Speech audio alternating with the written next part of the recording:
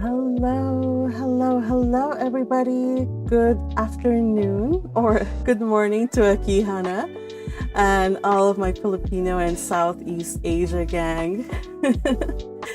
Welcome, everybody. Today we are going to read some more of The Blue Castle. We have so far done 4 sessions. This is our 5th session. I am excited because we are moving right along. We finally got through all the setup, all the characters, the cast has been introduced. I am swimming in post-it notes which tell me how to do each character's voices, but thankfully today the cast is rather limited. We won't have the whole family joining together for some time, at least I hope so. Yeah. You guys should have seen me yesterday. I had my post-its all around my monitor and they just kept falling off. I'm like, man, if you need post-its, you guys, do not go for the cheap, no-name brand post-its. Go for the legit ones, the ones that have proper working glue on them, because I was struggling yesterday. So, welcome everybody. That nonsense aside, happy to see the early gang. We have little butterfly. Hello. Says, I'm planning to be here for the reading and I see that you are here. I think, yes, you are here. I saw you, saw your comment just now. And also we have Akihana. Says, hey Magpie, looking forward to this. Yes, happy to see you here. I hope you enjoy the read for today. And I wonder what shenanigans Valancy will be up to now. Oh, our girl is just getting started. Yeah. So yeah, be on the lookout for that. Now, you say, how is the dress situation, Magpie? So to catch you guys up to date, last stream, we were talking about weddings. And I was complaining because so it happens that Valancy has a cousin Olive, who is gonna get married. And you would think that being a close cousin, they're close in age, she's been kind of like the person that, she's a cousin, close. But Olive decided she wouldn't have Valancy for her bridesmaid, one of the bridesmaids. And so I was complaining. I was like, yo, come on, Olive. And then that just went into a conversation about weddings and how bridesmaids' dresses are so expensive. And then Akihana said that I should look into rental dresses. I should look into them. I'm gonna see if I can maybe get some on eBay or whatnot. I don't know. I just don't want to pay full price for a dress that I probably might not wear again. Except maybe if I use it for cosplaying, but I don't know. I'm not a cosplayer. We'll see. I'll keep you updated, I suppose. Red Tempest says, made it. I just finished reading the prepub for Bookworm. Yes, I haven't read it yet. I've been running around all day. By the way, today was the eclipse here in North America. So if you happen to be there, drop a comment and say how it was. Let me know your eclipse situation. I didn't have totality in my area. Being in California, we only got a sliver of moon obscuring the sun. But we did still see like a few. It wasn't something too exciting, I suppose. But it happened.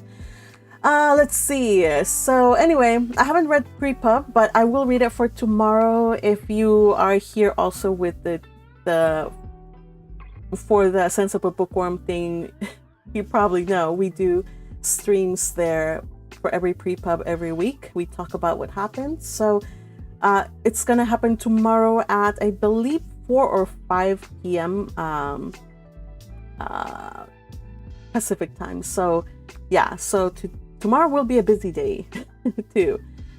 So yeah, I'll be doing a live read or a read along for the light novel. We're reading part 5, volume 9 with the gang over on the Discord. We're gonna do that at 10 in the morning, and then at 4 or 5, I think it's 4, we'll be doing live on YouTube the discussion. So anyway, I hope you guys can make it. It'll be fun. It always is fun.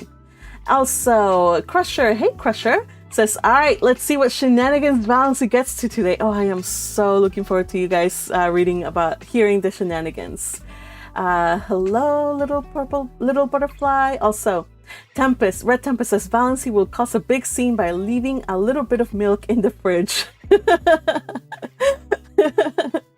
Yeah, that would certainly be terrible. I mean, the mom was like, she did not want to sweep on Thursday, the day we always sweep. She wanted to let the dust accumulate, and that threw her into a tizzy. So maybe that's definitely gonna cause some major damage, psychological scarring if the milk spoils in the fridge. I don't know. We'll see. Red Temper says that I need duct tape to hold up my post-it notes. Yeah, you know what? Because these are the cheap post-it notes. I will never do this again. I will go into I know they're more expensive, but I will get the full name brand post-it trademarked ones, and they will not fail me mid-read.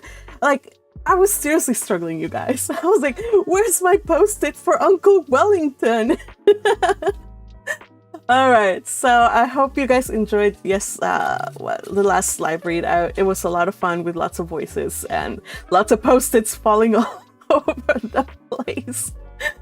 Valancy should wear white to Olive's wedding out of spite. Oh!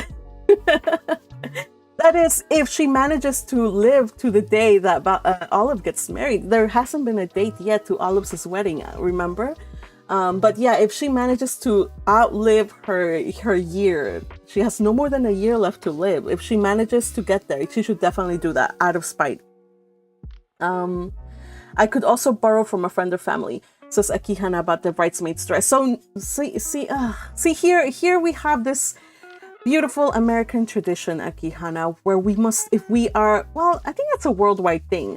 But we overspend too much on everything, and we ask our bridesmaids and whatnot to also spend a lot of money. So, for example, here's what it goes.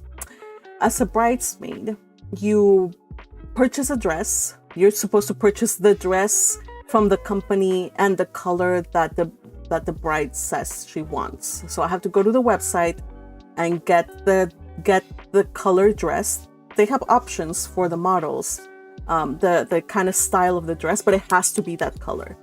Then, so that's the cheapest one's about $100. It goes from $100 to $150. Then you have to pay for, on the day of, there has to be a stylist for makeup and a stylist for your hair. So that's about $100 each. So that's $300 just to attend your bestie's wedding. And then any other miscellaneous in between, you have to throw parties like bachelorette parties or bridal tea party. And so who foots the bill?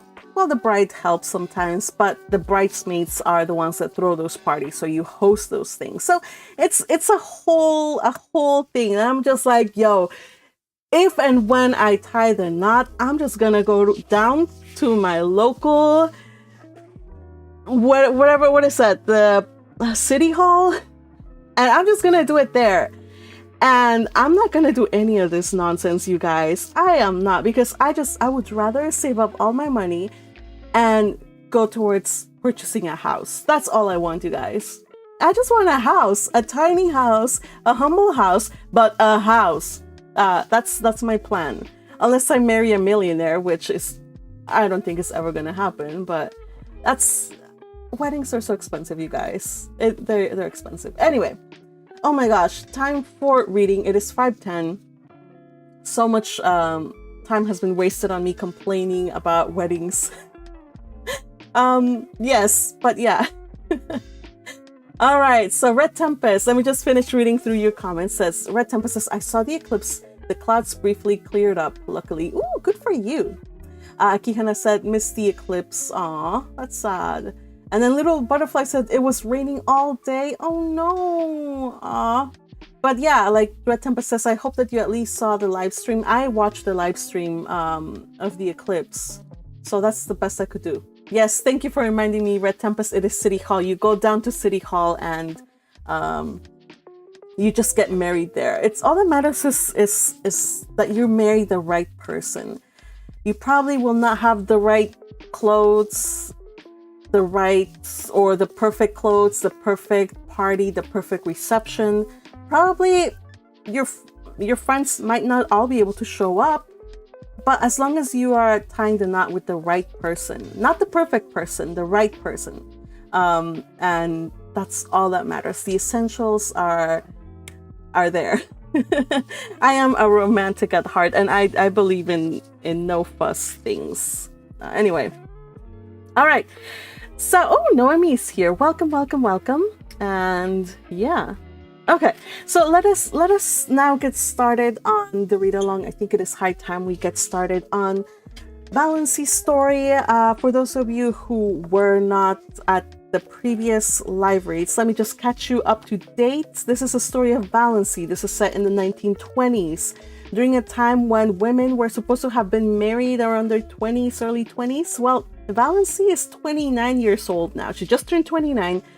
She's unmarried. She lives in a society that's very oppressive. She's been oppressed all her life by her mother and all her stuffy relatives. And, you know, she's just never really lived, never really loved. But she has a health condition, and after going to a doctor, she learns that she has only like a year, maybe that's if she's lucky. She has to be very careful. She gets these strange heart attacks, like pain, like awful pain. So she basically is gonna die soon. So she decided, you know what, enough of me living this meek, weak life. I'm just gonna start living, maybe not like do crazy things like travel the world, because, you know, she doesn't have that ability, but she can at least like stop, you know, caring about what people will say. She will stop being afraid of her relatives, and she's just gonna like speak her mind. So yeah, the title "The Blue Castle" comes from the fact that she often withdraws into like her dreams. Like she dreams up scenarios of like adventures and romance in this blue castle that she imagined ever since she was little. So it's basically representative of her dreams and where she wishes she could be instead of her dull existence. So yes. All right. Let us do this. I think I caught you all up to date, and welcome again if this is your first time either on the live or listening to the replays. Let us read chapter 7. No, this is not 7. Oh gosh, I'm so bad with Roman numerals. Chapter 8. Yes. Chapter 8 of The Blue Castle. You guys ready? Let us do this. Oh,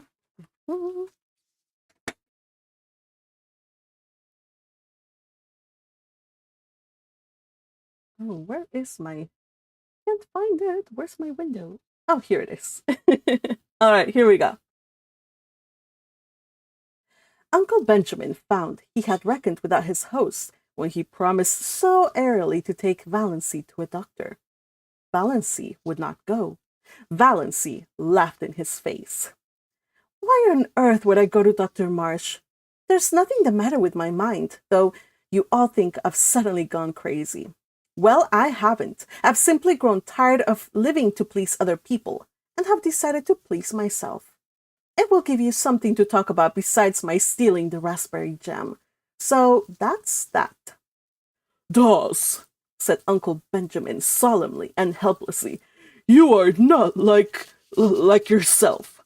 Who am I like, then? Asked Valancy. Uncle Benjamin was rather posed. Your grandfather Warnsborough, he answered desperately. Thanks! That's a real compliment. I remember Grandfather Warnsborough. Yeah, I remember Grandfather Warnsborough. He was one of the few human beings I have known, almost the only one. Now, it is of no use to scold or entreat or command Uncle Benjamin, or exchange anguished glances with Mother and Cousin Stickles. I am not going to any doctor, and if you bring any doctor here, I won't see them. So, what are you going to do about it? What indeed? It was not seemingly or even possible to hail Valancy Dr. Wards by physical force, and in no other way could it be done, seemingly. Her mother's tears and imploring entreaties availed not. Don't worry, mother, said Valancy lightly, but quite respectfully. It isn't likely I'll do anything very terrible, but I mean to have a little fun. Fun! Mrs. Frederick uttered the word as if Valancy had said she was going to have a little tuberculosis. Olive, sent by her mother to see if she had any influence over Valancy, came away with flushed cheeks and angry eyes. She told her mother that nothing could be done with Valancy, after she, Olive, had talked to her just like a sister, tenderly and wisely. All Valancy had said, narrowing her funny eyes to mere slips, was, I don't show my gums when I laugh. More as if she were talking to herself than to me. Indeed, mother, all the time I was talking to her, she gave me the impression of not really listening. And that wasn't all. When I finally decided that what I was saying had no influence over her, I begged her, when Cecil came next week, not to say anything queer before him, at least. Mother, what do you think she said? I'm sure I can't imagine, groaned Aunt Wellington, prepared for anything. She said, I'd rather like to shock Cecil. His mouth is too red for a man's. Mother, I can never feel the same to Valancy again. Her mind is affected, Olive, said Aunt Wellington solemnly. You must not hold her responsible for what she says.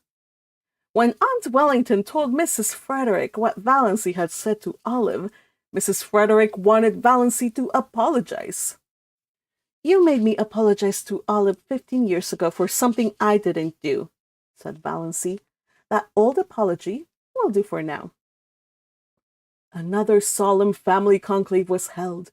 They were all there except Cousin Gladys, who had been suffering such tortures of neuritis in her head, ever since poor Doss went queer, that she couldn't undertake any responsibility. They decided, that is, they accepted a fact that was thrust in their faces, that the wisest thing was to leave Valancy alone for a while. Give her her head, as Uncle Benjamin expressed it. Keep a careful eye on her, but let her pretty much alone. The term of watchful waiting had not been invented then, but that was practically the policy Valancy's distracted relatives decided to follow. We must be guided by developments, said Uncle Benjamin. It is easier to scramble eggs than unscramble them. Of course, if she becomes violent. Uncle James consulted Dr. Ambrose Marsh. Dr. Ambrose Marsh approved their decision. He pointed out to irate Uncle James, who would have liked to lock Valancy up somewhere out of hand, that Valancy had not, as yet, done or said anything that could be construed as proof of lunacy. And without proof, you cannot lock people up in this degenerate age. Nothing that Uncle James had reported seemed very alarming to Dr. Marsh, who put up his hand to conceal a smile several times. But then he himself was not a Stirling, and he knew very little about the old Valancy. Uncle James stalked out and drove back to Deerwood, thinking that Ambrose Marsh wasn't much of a doctor after all, and that Adelaide Stirling might have done better for herself. End of chapter. All right, let's continue this chapter, and then I'll do another little break in between.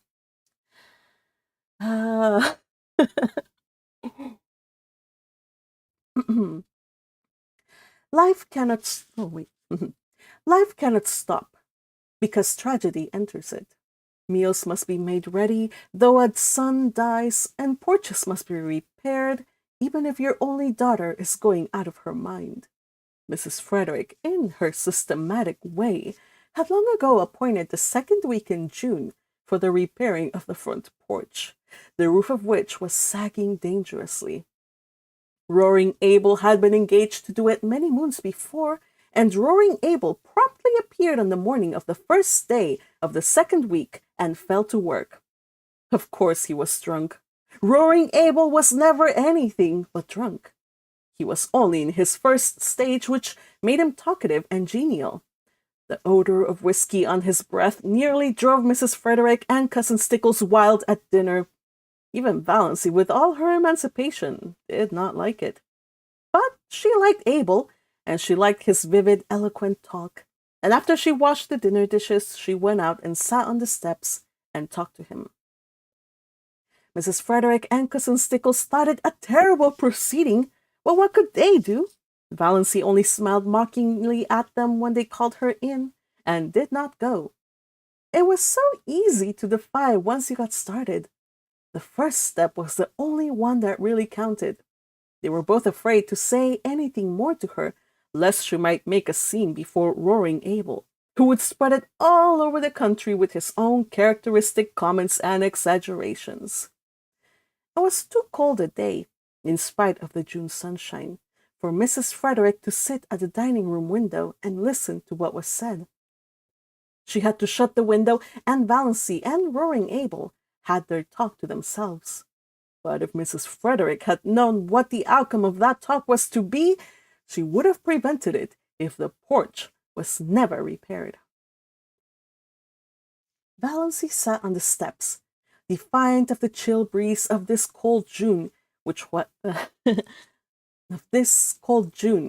had made Aunt Isabel aver the seasons were changing. She did not care whether she caught a cold or not. It was delightful to sit there in that cold, beautiful, fragrant world and feel free.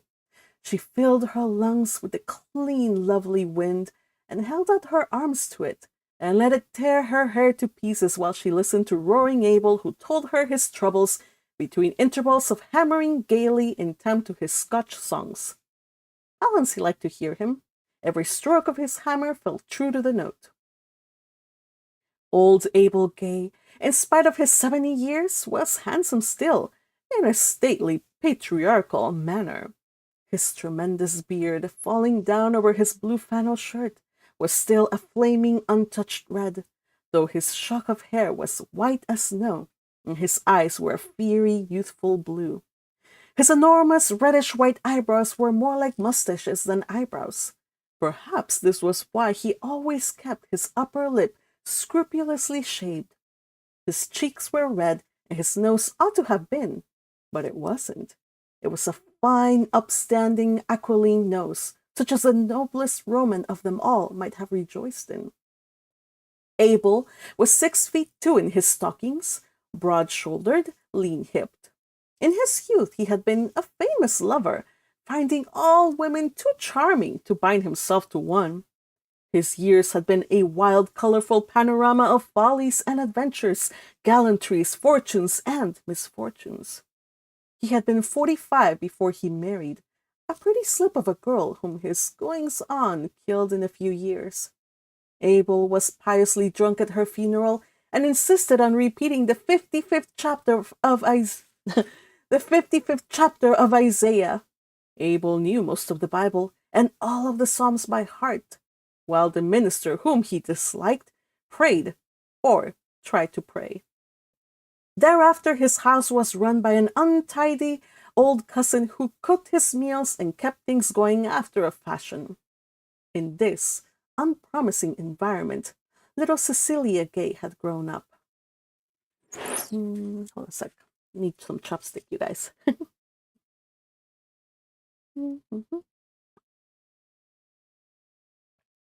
All right.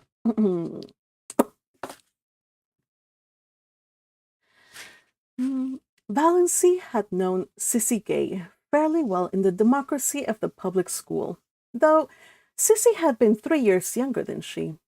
After they left school, their paths diverged and she had seen nothing of her. Old Abel was a Presbyterian. That is, he got a Presbyterian preacher to marry him, baptize his child, and bury his wife, and he knew more about Presbyterian theology than most ministers, which made him a terror to them in arguments. But Roaring Abel never went to church. Every Presbyterian minister who had been in Deerwood had tried his hand, once, at reforming Roaring Abel, but he had not been pestered of late. Reverend Mr. Bentley had been in Deerwood for 8 years, but he had not sought out Roaring Abel since the first 3 months of his pastorate. He had called on Roaring Abel then and found him in the theological stage of drunkenness, which always followed the sentimental maudlin one and preceded the roaring blasphemous one, the eloquently prayerful one, in which he realized himself temporarily and intensely as a sinner in the hands of an angry God, was the final one. Abel never went beyond it. He generally fell asleep on his knees and awakened sober, but he had never been dead drunk in his life. He told Mr. Bentley that he was a sound Presbyterian and sure of his election. He had no sins, that he knew of, to repent of. "Have you never done anything in your life that you are sorry for?" asked Mr. Bentley. Roaring Abel scratched his bushy white head and pretended to reflect. "Well, yes," he said finally. "There were some women I might have kissed and didn't. I've always been sorry for that." Mr. Bentley went out and went home. Abel had seen that Sissy was properly baptized, jovially drunk at the time himself. He made her go to church and Sunday school regularly. The church people took her up and she was, in turn, a member of the mission band, the Girls' Guild, and the Young Women's Missionary Society. She was a faithful, unobtrusive, sincere little worker. Everybody liked Sissy Gay and was sorry for her.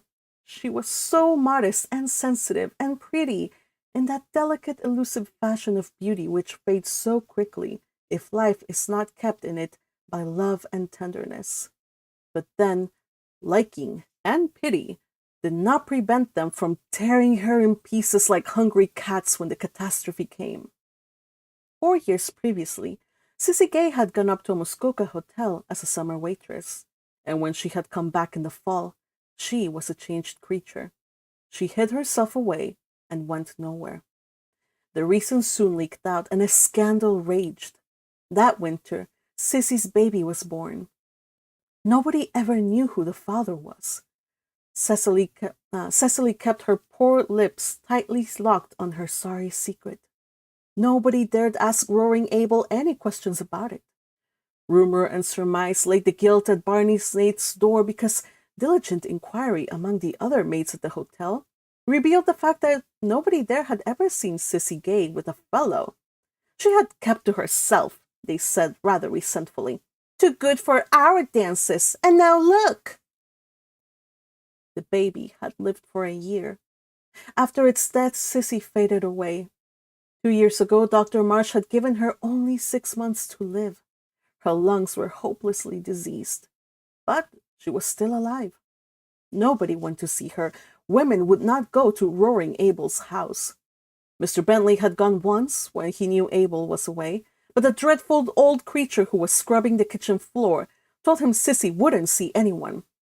The old cousin had died, and Roaring Abel had 2 or 3 disreputable housekeepers, the only kind who could be prevailed to go on to a house where a girl was dying of consumption.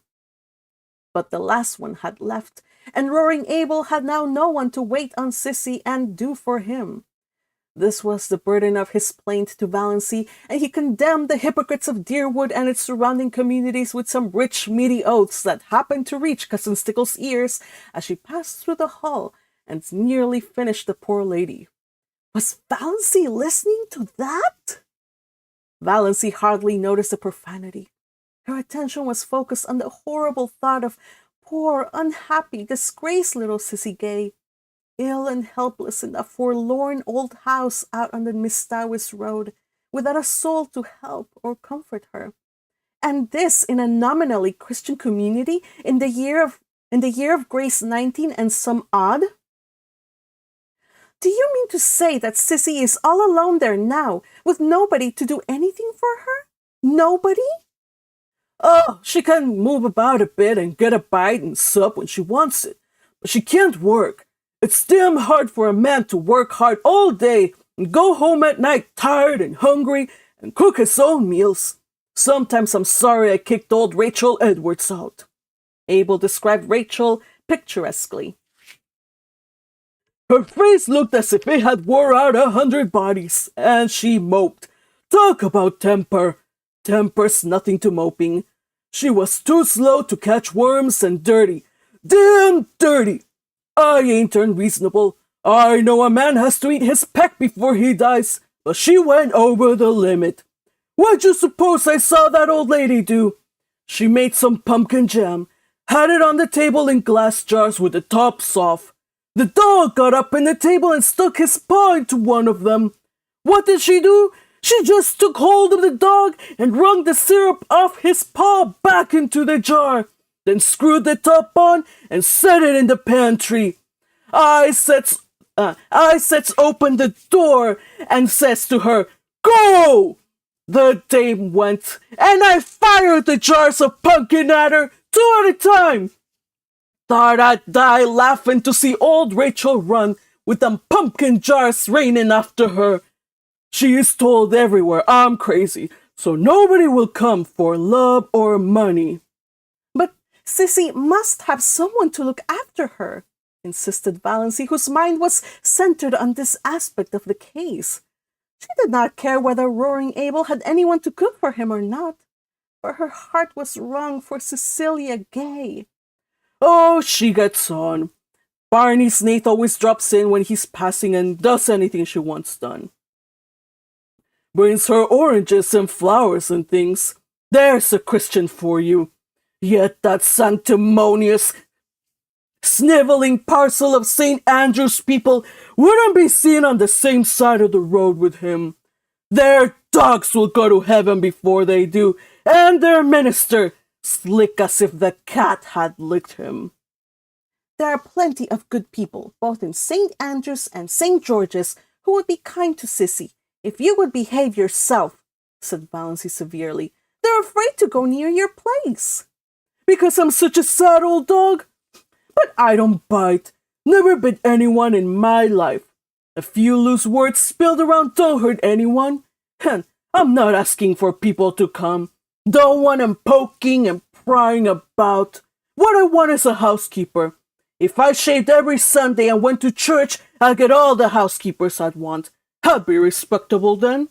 But what's the use of going to church when it's all settled by predestination? Tell me that, miss." "Is it?" said Valancy. "Yes.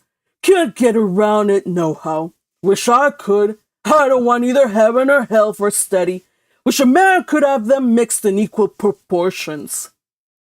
"Isn't that the way it is in the world?" said Valancy thoughtfully, but rather as if her thought was concerned with something else than theology. No, boomed Abel, striking a tremendous blow on a stubborn nail. "There's too much hell here. Entirely too much hell. That is why I get drunk so often. It sets you free for a little while. Free from yourself. Yes, by gosh, free from predestination. Ever try it?" "No. I've another way of getting free. But about Sissy now. She must have someone to look for her. She must have someone to look after her." "What are you harping on Sis for? Seems to me you ain't bothered so much. Seems to me you ain't bothered much about her up to now. You never even come to see her, and she used to like you so well." "I should have," said Valancy. "But never mind. You wouldn't understand. The point is, you must have a housekeeper." "What am I to get one? I can pay decent wages if I could get a decent woman. You think I like old hags?" "Will I do?" said Valancy. End of chapter. Oh, goodness gracious. Well, so now we know what's Valancy's next move, you guys. Also, Roaring Abel and all his talk. Dude, this guy, he's a remarkably fun person to voice. Let me read your comments. Let me know what you think so far of the story, how it's going, any surprises. Did you see where this might go? Let me know. Let's see.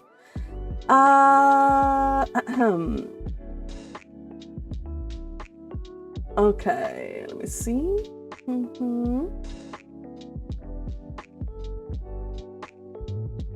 Red Tempest says, glad to have you. Be glad. I haven't made any memes this weekend. Why should I be glad at the fact that you haven't made any memes? I am distraught, distressed, and saddened at no memes this weekend. Red Tempest, you deserve a break. You have been doing such a good job with the memes, but I know it takes time and work and dedication to produce them, so no worries. Let's see, what else? Crusher says, planning on buying a tiny house at Magpie. I got to build mine about 2 years ago for cheap. Not too shabby. Lucky. I am unfortunately, you guys, the kind of person that doesn't know how to hold a hammer.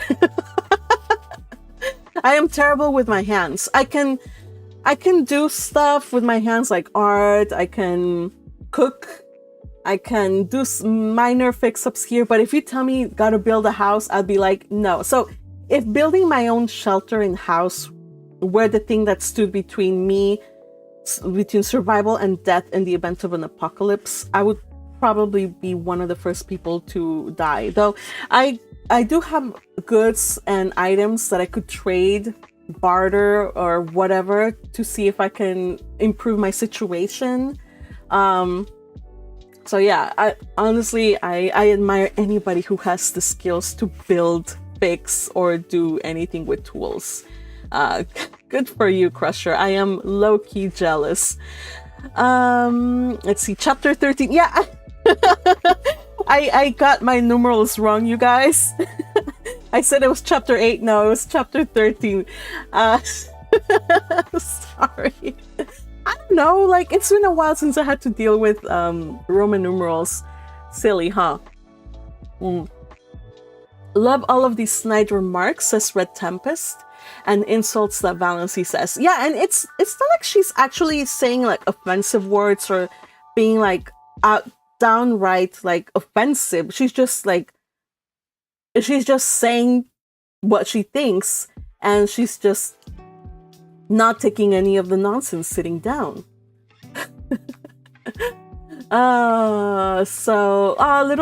Little butterfly says, I was working at the time of the eclipse. Okay. Yeah.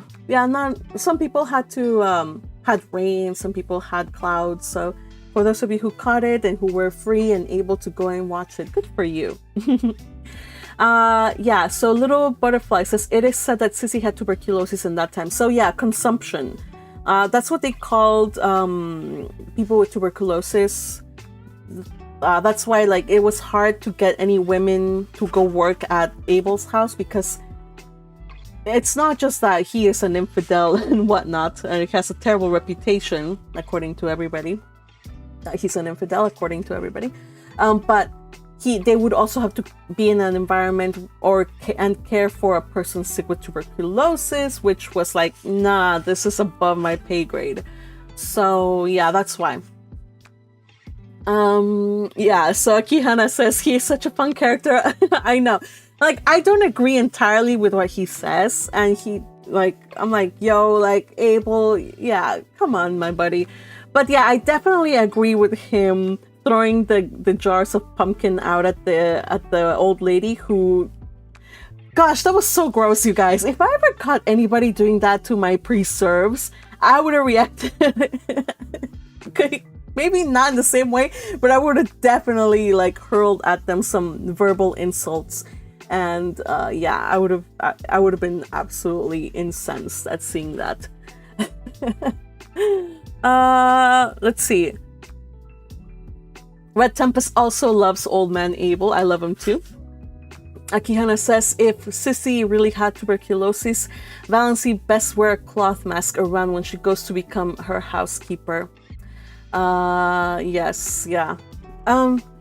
I think during that time, people didn't really understand tuberculosis as they do now. I mean, it's been 100 years, so I don't know if during that time people understood germ theory like the way that we do now. So yeah, let's keep that in mind. I mean, you can have the tuberculosis germ in your body, and it doesn't make you sick. So when I don't know when it happened, but when I entered high school, I moved to another district because I attended for some time private Christian school, and then I moved to like public school. And so they had like all these things that like health checkup and stuff like that, just to make sure that I was up to date on the vaccines, you know. So I was like, cool. And then they're like, yeah, you have to take a TB test. So I took a TB test, and I don't know how I tested positive for TB. So I was not sick. I never was sick, but I do have like, if I ever take the TB test, it will always show up as positive. So even though I did go through a round of like medicine so that it would kill it, but it would still so yeah, you can have, it'll be dormant inside your system, and you probably might not get it. From what I hear, I'm not a health practitioner, but from what I hear, you don't necessarily have to get it, but when your immune system gets weakened, you would get it. So here's hoping that Valancy is in her 1 year of life, that she only has 1 year to live. So hopefully during that 1 year, she doesn't get sick with tuberculosis on top of her heart problems. So, yeah, it's sad. The amount of deaths in the 1800s, 1900s too. Well, before all of this treatments, so many people passed away because of tuberculosis. It was a terrible disease. It's still a terrible disease. So yeah, so this story with Sissy Gay, it's one of the reasons why this story is geared towards adults, at least adults in that time. It would be probably like YA, or maybe even children's. I don't know about children's, but maybe YA or like teen, a preteen probably would be able to read this, I guess. I don't know. Maybe a teen. Yeah, I don't think I would give this to a 10 or 12-year-old. A high schooler would be able to handle this book. But yeah, back in the day, this was definitely adult territory, because we're dealing with Abel's talking about things that back then people really took religion and the teachings very seriously. So putting his blaspheming and his cursing on paper was like, whoa. And also what else, the illegitimate child situation, also that was the adult part. There's other stuff that might come up. So anyway, yes. So let's do one more chapter before we end today's reading session. Let me see. Will I do, says Valancy. I'm going through my own physical copy. All right, so let's do one more chapter before we end today's read along. Yes, it is a necessary one. Okay, so do let me know. Akihana says, I probably would have thrown the jars too. I'm glad I'm not the only one who kind of felt like I also would need to throw them. I don't know if I would do it, because I probably would hit the person and I would feel very sorry if I hurt them. So yeah, Rory Gable had absolutely no such qualms. If he had hit her, he would have actually been like, nice. All right, everybody, let's continue on. Let's see, where are we at? Okay, so I'm pretty sure, you guys, I am pretty sure that this is XV is 15. Let's do chapter 15 of The Blue Castle. Let me get one more sip of water here.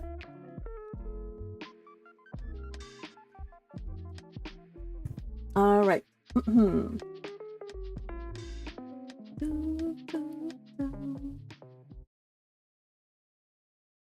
Chapter 15. "Let us be calm," said Uncle Benjamin. "Let us be perfectly calm." "Calm!" Mrs. Frederick wrung her hands. "How can I be calm? How could anybody be calm under such a disgrace as this?" "Why in the world did you let her go?" asked Uncle James. "Let her? How could I stop her, James? It seems she packed the big valise, and sent it away with Roaring Abel when he went home after supper, while Christine and I were out in the kitchen. Then Doss herself came down with her little satchel, dressed in her green serge suit. I felt a terrible premonition. I can't tell you how it was, but I seemed to know that Doss was going to do something dreadful." "It's a pity you couldn't have had your premonition a little sooner," said Uncle Benjamin dryly. "I said, 'Doss, where are you going?' And she said, 'I am going to look for my blue castle.'" "Wouldn't you think that would convince Marsh that her mind is affected?" interjected Uncle James. "And I said, 'Valancy, what do you mean?' And she said, 'I am going to keep house for Roaring Abel and Nurse Sissy. He will pay me $30 a month. I wonder I didn't drop dead on the spot." "You shouldn't have let her go. You shouldn't have let her out of the house. You should have locked the door, anything," said Uncle James. "She was between me and the front door, and you can't realize how determined she was. She was like a rock. That's the strangest thing of all about her. She used to be so good and obedient, and now she's neither to hold nor bind. But I said everything I could think of to bring her to her senses.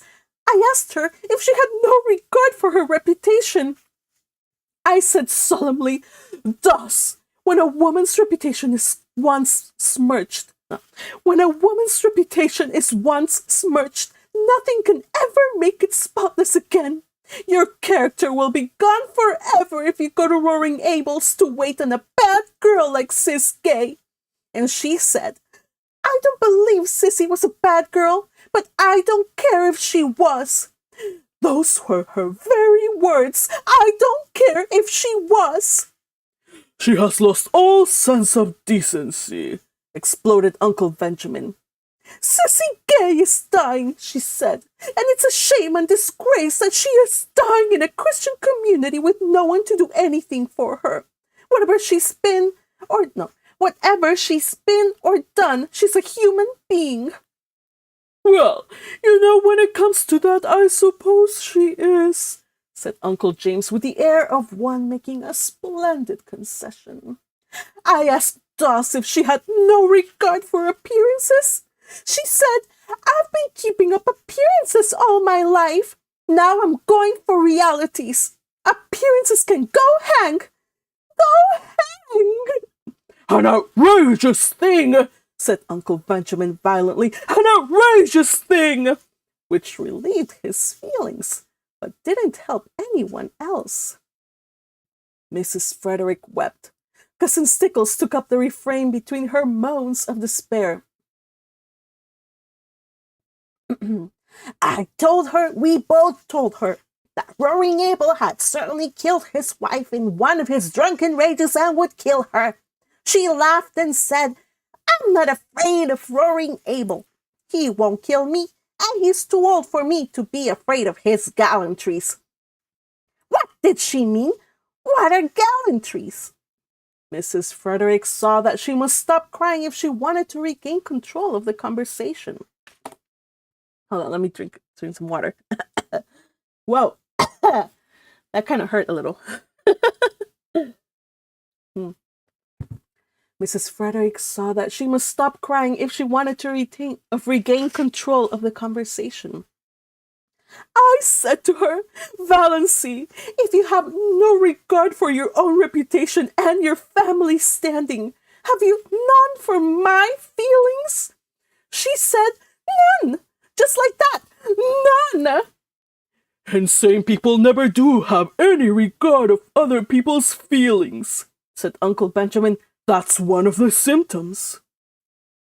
I broke out into tears then, and she said, "Come now, mother, be a good sport. I'm going to do an act of Christian charity. And as far as for the damage it will do my reputation, why, you know I haven't any matrimonial chances anyhow, so what does it matter?"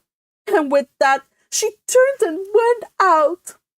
"The last words I said to her," said Cousin Stickles pathetically, "were, 'Who will rub my back at nights now?' And she said, but no, I cannot repeat it."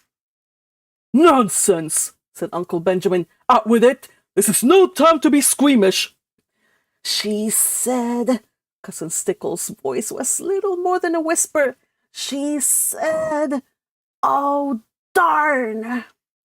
To think I should have lived to hear my daughter swearing,'" sobbed Mrs. Frederick.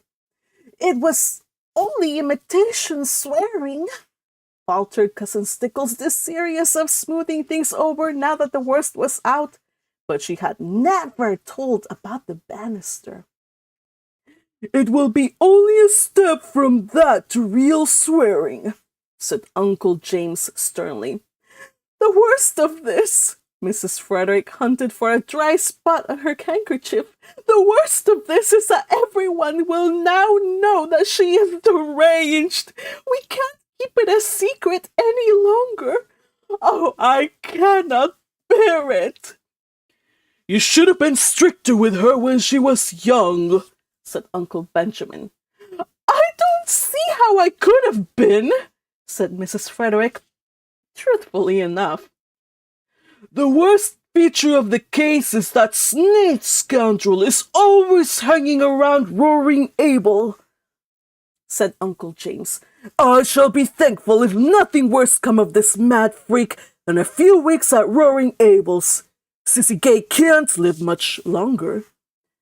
"And she didn't even take her flannel petticoat," lamented Cousin Stickles. "I'll see Ambrose March again about this," said Uncle Benjamin, meaning Valancy, not the flannel petticoat. "I'll see Lawyer Ferguson," said Uncle Benjamin. Said Uncle James. "Meanwhile," added Uncle Benjamin, "let us be calm." End of chapter. All right, you guys, I think I've reached my limit. I would love to read more voices, but yeah, these last ones kind of killed my throat. Yeah, so now we know that Valancy, we didn't get to see, like, as it played out, like, Valancy went and packed, but we got her family's accounting of it. And of course, her mom is weeping, and everybody is carrying on because of this. Oh, yes, indeed, little butterfly. The house is in an uproar. Yes. So, oh my gosh, I think I need a cough drop.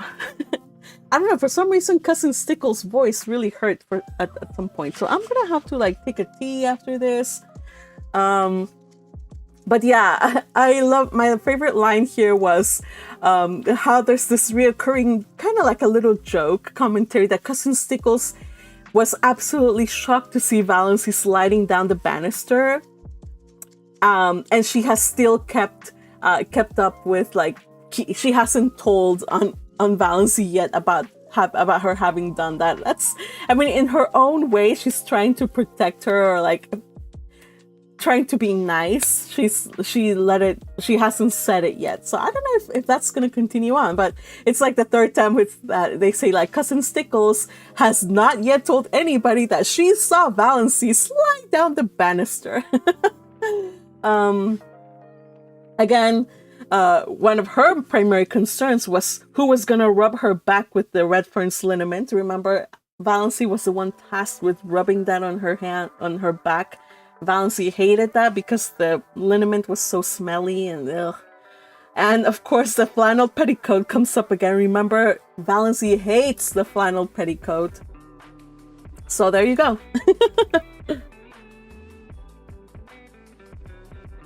Yes, so the chaotic retelling. That was a fun one to read.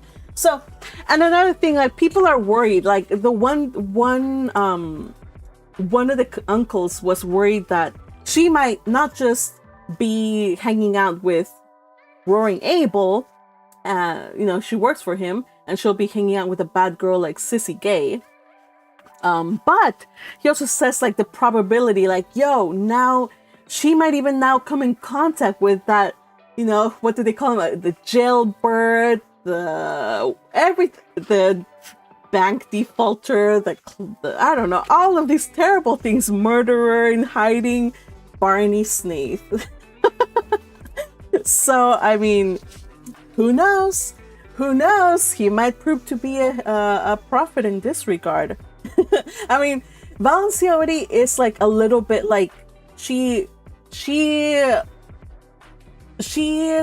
kind of like, I wish I were him. Like, I wish I could have that freedom. Like, so he holds like some kind of like fascination for Valancy.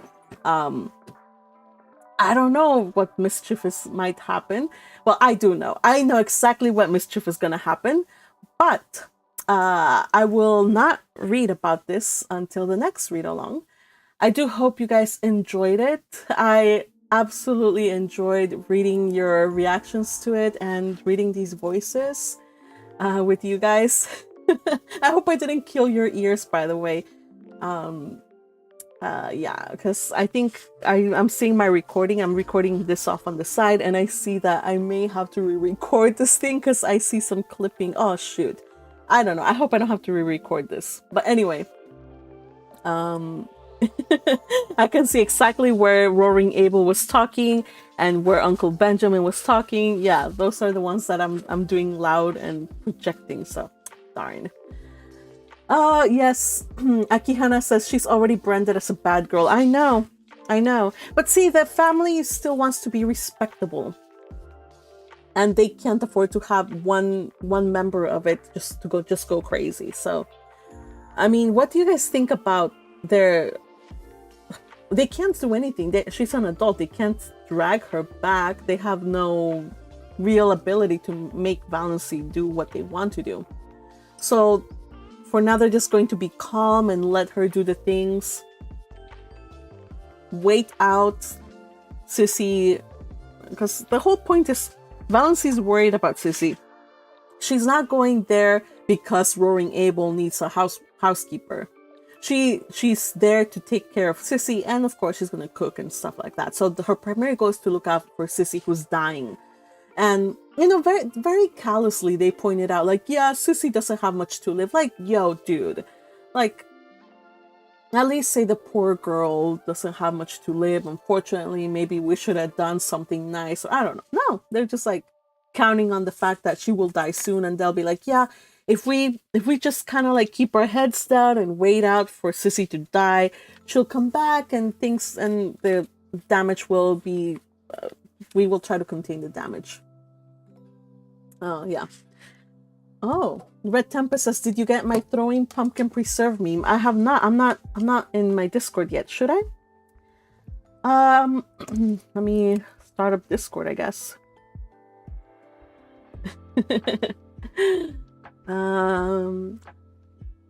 So let's see. Akihana says, I gotta say, Cousin Stickles is also one of the fun characters I find in this book. Yeah, yes. Akihana, have you read this book before?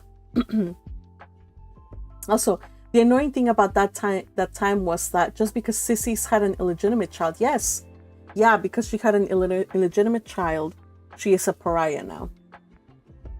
And Crusher's like, dang, Valancy's having a bro moment.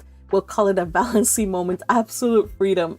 Yes, she does need, she just needs to, maybe she's not making the right choices. I'm not condoning her choices or whatever. Like, the point is not condoning her choices or saying that she's doing right. The point here is that she has the freedom to make the choices that as an adult, she should be able to dictate, whether for good or ill, the direction of her life. This is what she's now, at last, at 29 years old, she's finally ceasing that. And I, for one, I rejoice for her that she finally is able to get this this freedom to say what direction her life is going to take. I mean, we don't know what's going to happen. It might truly be bad for her. Who am I to say? Not now. You guys will see it as the story plays out. I'm still starting up Discord, but it's downloading updates, so I'm gonna keep on blabbing until I can get Discord and I can show you the meme. Red Tempest meme. So yeah, Discord is being silly right now. Let's see. So Akihana says she's branded as a bad girl, sissy. For all we know, hers could have been an unwanted pregnancy. Exactly. She absolutely did not. She did not disclose the circumstances. No, I'm sorry. I'm not laughing here at sissy. I just saw Red Tempest meme. I have received it. Confirmation of received Red Tempest. So yeah, it's terrible that in this, because she did not want to state like the circumstances of her baby and how everything happened. People immediately defaulted to she's a bad girl, it's her fault. I mean, they kind of suspect that it was what's his face, Barney. So yeah. All right, here's the meme that we long waited for: Magpie throwing pumpkin preserves. I hope you're seeing it. Maybe not. Maybe not. No, you're not. Oh, hold on a sec. Let me try to get it.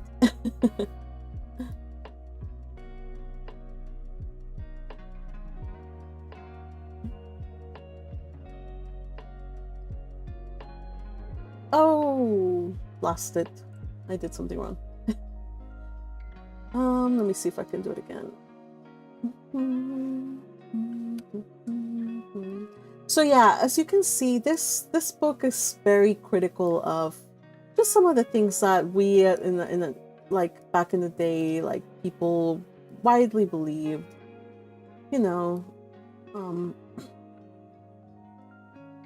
so yeah, let me see. Here we go. There it is. The meme that Red Tempest so lovingly made. Thank you. Thank you, Red Tempest. Yes, that's me. Throwing out jars. This is me throwing jars to people who are unkind. I have a lot of thoughts about Christianity and stuff like that. Like, as a disclaimer, I am a Christian person. I practice it. I go to church, whatnot. I'm a believer, whatever. But one of my pet peeves is people who say they're Christians who are unkind to others and use religion as a way to be unkind to other people who might not believe the way you do, might not live the way you do. That does not give you the right to be unkind, because you are, So yeah, this is me hurling jars at people who are unkind. Yeah, I cannot stand that nonsense. It's something I do not tolerate, unkindness. Anyway, so Akihana says, I have not read this before. All right, so yeah, you're gonna then be in for a few surprises. And I hope you enjoy it. All right. So, Red Tempest, anytime you want any memes, Crusher too, also, you're a meme maker. Anytime you guys have memes, send them over and I will share them here. All right, everybody. So I hope, wait, Red Tempest, I thought Magpie worshipped Ferdinand. Silly goose. Well, we... So I hope that you guys enjoyed today's read-along, and I hope you guys join me for the next one. I'm going to be recovering from Cousin Stickles and Abel. Apparently, yeah, it took a little bit of a toll on my throat. So I have to go and take some lessons from metal singers. You know how you have a particular way to scream so that you don't hurt yourself. So I'm gonna look up some YouTube videos and see how I can, do voices without hurting my throat. It doesn't hurt too much, but I think I'll give it a rest now. Yeah, so I'll see you guys on the next read along. Be on the lookout, probably maybe Thursday. Yeah, I think Thursday will be a good day for that. So I hope you do join me for the next chapter when we see Valancy settling into her new life. It's going to be interesting to see how she adjusts, how Sissy we get to meet Sissy, and who knows, maybe we will get to meet Barney Snaith at last. Oh, I'm excited for Valancy if that's the case. All right, darlings, thank you to all of you who joined me today, and I hope that you enjoyed today's live, and to those who are watching the replay, I hope you also enjoyed it. And until the next time, remember to behave. Just kidding. Go and have a little fun. Just be sure not to catch any tuberculosis while you're at it. All right? All right. Bye, darlings. Take care.